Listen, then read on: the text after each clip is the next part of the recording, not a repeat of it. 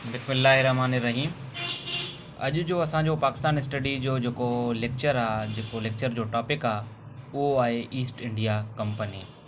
अगरि असां पाकिस्तान स्टडी पढ़ूं ऐं उन में ईस्ट इंडिया कंपनी ऐं ईस्ट इंडिया कंपनी जो ज़िक्र न कयूं त असांजी पाकिस्तान स्टडी जी जेका मालूमात आहे या पाकिस्तान स्टडी जो जेको असांजा मुख़्तलिफ़ अगरि जीअं चइजे त टॉपिक्स आहिनि उहे इनकम्प्लीट आहिनि without the discussion of east India company. मतिलबु ईस्ट इंडिया कंपनी जे डिस्कशन खां सवाइ पाकिस्तान जी तारीख़ या पाकिस्तान स्टडीज़ जी तारीख़ जेका आहे उहा अधूरी आहे। त हाणे ईस्ट इंडिया कंपनी जो पाकिस्तान स्टडीज़ में कहिड़ो अमल दख़ल आहे, हिस्ट्री ते इन जा कहिड़ा असर आहिनि, ईस्ट इंडिया कंपनी जो कहिड़ो मतिलबु हिकिड़ो पाकिस्तान स्टडी में रोल रहियो आहे, अचो त डिस्कस कयूं था। त सभ खां पहिरियों ईस्ट इंडिया कंपनी हुई छा? ईस्ट इंडिया कंपनी हिकिड़ी आम जीअं अॼु जे दौर में कंपनियूं आहिनि मुख़्तलिफ़, जीअं नेस्ले कंपनी आहे, एक्वाफीन आहे, कोका कोला कंपनी आहे, या मुख़्तलिफ़ जेके मल्टीनेशनल कंपनियूज़ आहिनि, त उन्हनि कंपनियुनि जी तरह ईस्ट इंडिया कंपनी बि हिकिड़ी कंपनी हुई जंहिंजो 1600 में मतिलबु अॼु 2021 आहे, त अॼु खां ठीकु 421 साल अॻु में इन कंपनी जो बुनियादु पियो बर्तानिया में, ब्रिटिश में, बर्तानिया में इन जो ईस्ट इंडिया कंपनी जो बुनियादु पियो। उन बुनियादु पवण खां पोइ ईस्ट इंडिया कंपनी जो बुनियादु जॾहिं पइजी वियो त 1615 में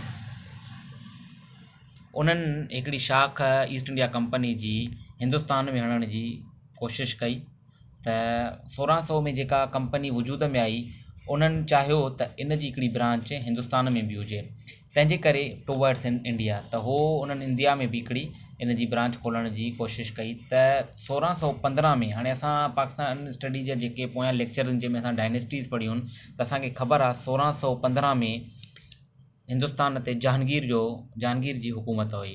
असांखे ख़बर आहे त 1556 खां वठी करे 1605 ताईं अकबर जी हुकूमत रही, ऐं 1605 खां पोइ जहांगीर जी हुकूमत शुरू थी। त मतिलबु 1615 में जॾहिं हिंदुस्तान जो हिकिड़ो नुमाइंदो थॉमस रॉय हिंदुस्तान आयो ऐं उन हिंदुस्तान जे बादशाह जहांगीर खां इन शइ जी इजाज़त घुरी त हू उन्हनि खे इजाज़त ॾिए त असां ईस्ट इंडिया कंपनी जी हिकिड़ी ब्रांच इन में बि हिंदुस्तान में बि खोलियूं ऐं हिंदुस्तान में वापार जे सिलसिले में इहा कंपनी क़ाइमु कयूं। त थॉमस राय खे जहांगीर जेको हुन वक़्तु हिंदुस्तान जो बादशाह हुयो, उन इन शइ जी इजाज़त ॾिनी, ऐं उन इजाज़त खां पोइ सूरत शहर में उन जी ईस्ट इंडिया कंपनी जी हिकिड़ी फैक्ट्री लॻी।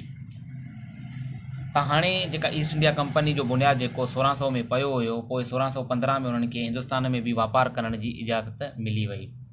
पोइ उहो वापारु कंदा रहिया एसि ताईं जो 1717 जो पीरियड अची वियो। मतिलबु 1615 में उन्हनि खे इजाज़त मिली, उन इजाज़त खां ठीकु 102 सालनि खां पोइ 1717 में उन्हनि खे एग्ज़म्पशन फ्रॉम टैक्स इन बंगाल, मतिलबु उन्हनि खे बंगाल में टैक्स खां छूट मिली वई। त असांखे ख़बर आहे त मुख़्तलिफ़ कंपनियूं जेके जेके वापारु कंदियूं आहिनि त उन्हनि खे हुकूमती टैक्स बि ॾियणो पवंदो आहे, पर 1717 में हुकूमत, उन वक़्त जी हुकूमत उन्हनि खे टैक्स खां माफ़ी ॾेई छॾी। त बंगाल में उन्हनि तां जेके बि कस्टम टैक्स हुया उन्हनि खां माफ़ी ॾिनी वई, त हाणे तव्हां उहे कस्टम टैक्स हुकूमत खे न ॾींदव। उन खां पोइ हलूं था असां 1717 खां पोइ 1757 जे पीरियड में, मतिलबु ठीकु 30 सालनि खां पोइ। हिते 1757 में छा थींदो आहे त 1757 में जेको बंगाल हूंदो आहे, बंगाल जो उन वक़्तु हिकिड़ो मक़ामी राजा हूंदो आहे जंहिंजो नालो हूंदो आहे सिराजुद्दौला। सिराजुद्दौला बंगाल जो हिकिड़ो हुकुमरान हूंदो आहे जेको ॾिसंदो आहे त हिंदुस्तान में अंग्रेज़ आया हुया वापार जे गर्ज़ सां, पर उहे आहिस्ते आहिस्ते पंहिंजी ताक़त वधाए करे हिंदुस्तान ते कब्ज़ो करण जी कोशिशि था कनि। त उहो उन्हनि जी साज़िश खे सम्झी वेंदो आहे, ऐं उन साज़िश खे सम्झण खां पोइ अंग्रेज़नि ऐं उन वक़्त जे बंगाल जे राजा में पाण में क्लेश शुरू थींदा आहिनि। त उहे क्लेश वधी आख़िर में एसि ताईं जो उन 1757 में हिकिड़ी जंग लॻंदी आहे जंहिंखे असां जंग बैटल ऑफ प्लेसी जो नालो ॾींदा आहियूं। प्लेसी जी जंग, बैटल ऑफ प्लेसी, जेका 1757 में विड़ी वेंदी आहे, जेका अंग्रेज़ हुकुमराननि जे विच में ईस्ट इंडिया कंपनी ऐं सिराजुद्दौला जेको बंगाल जो राजा हूंदो आहे उन जे विच में लड़ी वेंदी आहे। पोइ थींदो इहो आहे त सिराजुद्दौला खे उन जंग में शिकस्त ईंदी आहे। शिकस्त जो सबबु इहो हूंदो आहे त हुनजो हिकिड़ो कमांडर हूंदो आहे मीर जाफ़र सिराजुद्दौला सां गद्दारी कंदो आहे ऐं अंग्रेज़नि सां वञी मिली बीह रहंदो आहे, जंहिंजे नतीजे में सिराजुद्दौला खे शिकस्त थींदी आहे ऐं अंग्रेज़ उहा जंग खटे वेंदा आहिनि। हाणे उन जंग खटण खां पोइ अंग्रेज़ मीर जाफ़र खे, छो जो उन्हनि सां वफ़ादारी कंदो आहे, पंहिंजे राजा खे धोखो ॾींदो आहे, त मीर जाफ़र खे उहो बंगाल जो बाद में नवाब बणाए छॾींदा आहिनि, जेको 1759 ताईं बरक़रार रहंदो आहे। पोइ 1759 में मीर जाफ़र जा बि तालुकात अंग्रेज़नि सां ख़राबु थी वेंदा आहिनि, त अंग्रेज़ मीर जाफ़र खे नवाबीअ तां हटाए करे उनजे पुट मीर क़ासिम खे 1759 में बादशाह बणाईंदा आहिनि, नवाब बणाईंदा आहिनि बंगाल जो। हाणे उन खां पोइ असां अॻिते हलूं था। 1759 में जॾहिं मीर क़ासिम बंगाल जो नओं राजा या नओं नवाब बणजंदो आहे, त उन खां ठीकु 5 सालनि खां पोइ मतिलबु 1764 में मीर क़ासिम जा बि तालुकात अंग्रेज़नि सां ख़राबु थी वेंदा आहिनि ऐं अंग्रेज़नि सां तालुक एसि ताईं ख़राबु थी वेंदा आहिनि जो अंग्रेज़नि सां उन्हनि जी हिकिड़ी जंग लॻंदी आहे, जंहिंखे असां जंग बॉक्सर जे नाले सां सॾींदा आहियूं पाकिस्तान स्टडीज़ जी तारीख़ में। उन जंग बॉक्सर में थींदो इहो आहे त जेको मीर क़ासिम हूंदो आहे, मीर क़ासिम त अंग्रेज़नि सां विढ़ंदो ई विढ़ंदो आहे, पर उन मीर क़ासिम सां गॾोगॾु जेको मुग़ल आहिनि, जंहिंजी मुग़ल बि उनजो साथ ॾींदा आहिनि।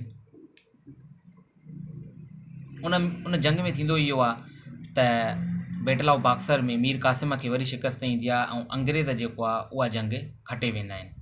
उन जंग खटण खां पोइ उन्हनि जो बंगाल ते अञा वधीक कंट्रोल थी वेंदो आहे।